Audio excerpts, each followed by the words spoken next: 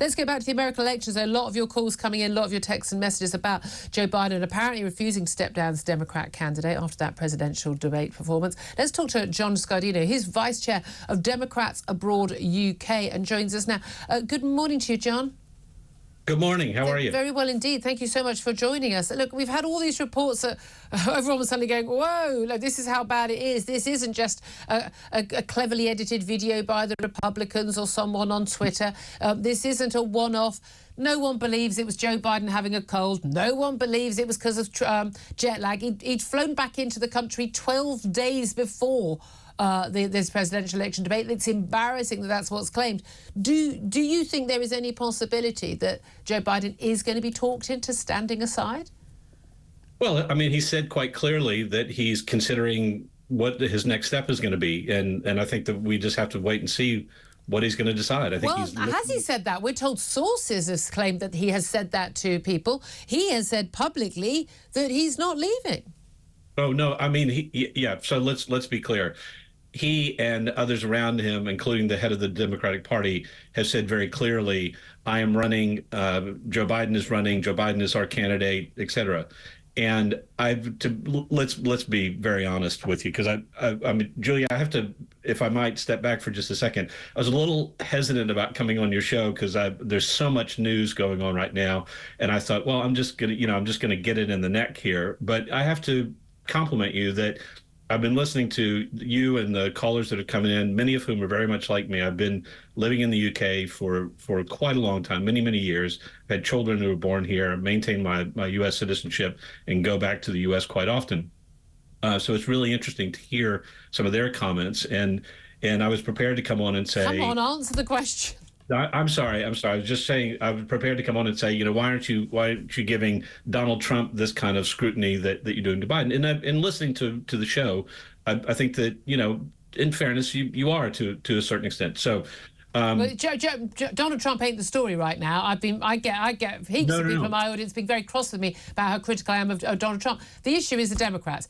Is Joe Biden a suitable person to be president given his cognitive and physical decline? And is he a suitable person to be a candidate? As in, can he win? Can he beat Donald Trump?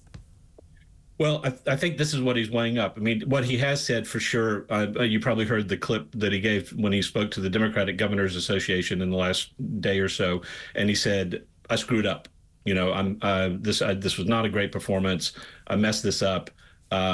So he is aware that it did not go down well. He is aware of the things that have been said, both inside and outside of the party, and he is taking all this into consideration. He is sitting down with a seasoned journalist to go through a one-to-one interview. He's doing a big interview Friday night with George Stephanopoulos, so getting obviously a Democrat.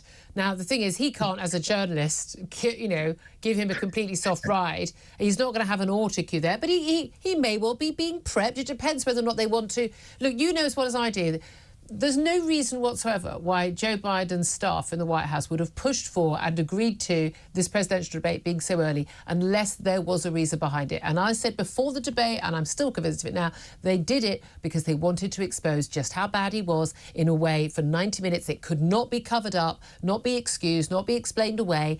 And they wanted to show this guy cannot run for office. And I think that's what's going to happen. Whereas an interview, you can prep the questions. There's ways of doing it. They couldn't do that this time round. I think that's a little bit harsh, but I think Biden himself would say, I mean, he was the one who said to Trump, come on, make my day. Let's have a go. So I think he felt he was, up and ready for it. But his staff would have known he wasn't. I'm not sure. By all accounts, the New York Times is as Democrat as can be, and their editorial board says he needs to go.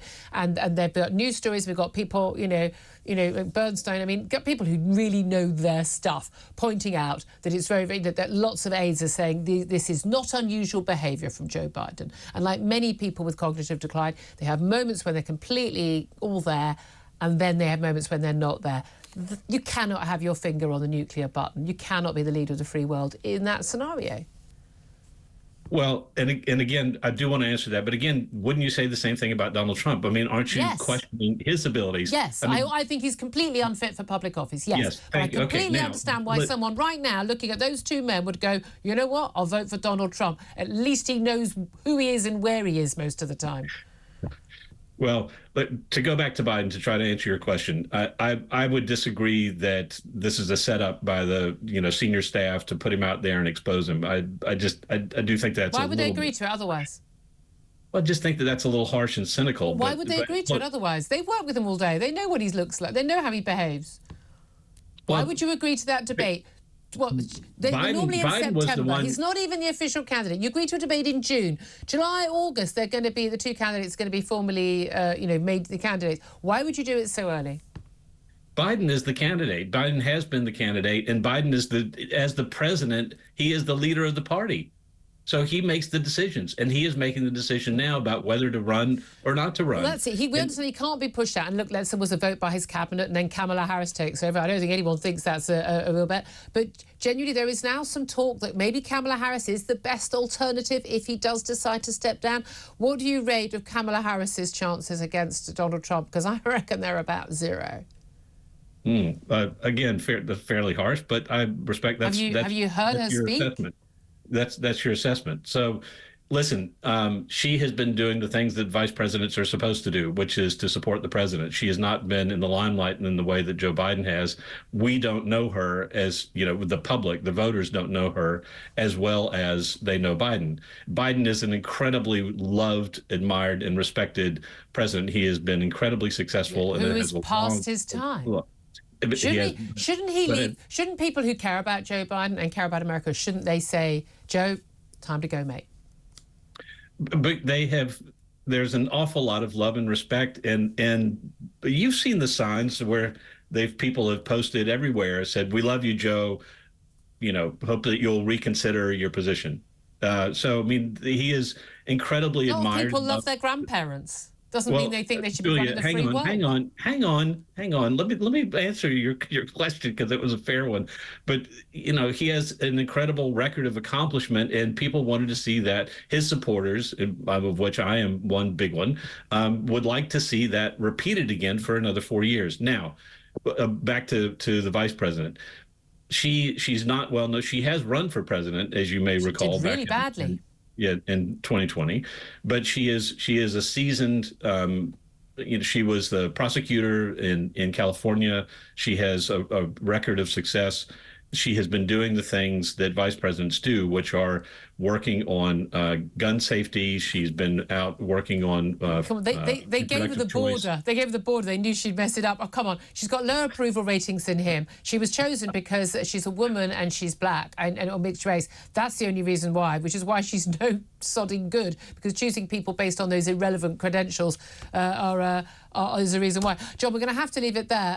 John Scardino, Vice Chair of Democrats Abroad UK, thank you very much for joining us.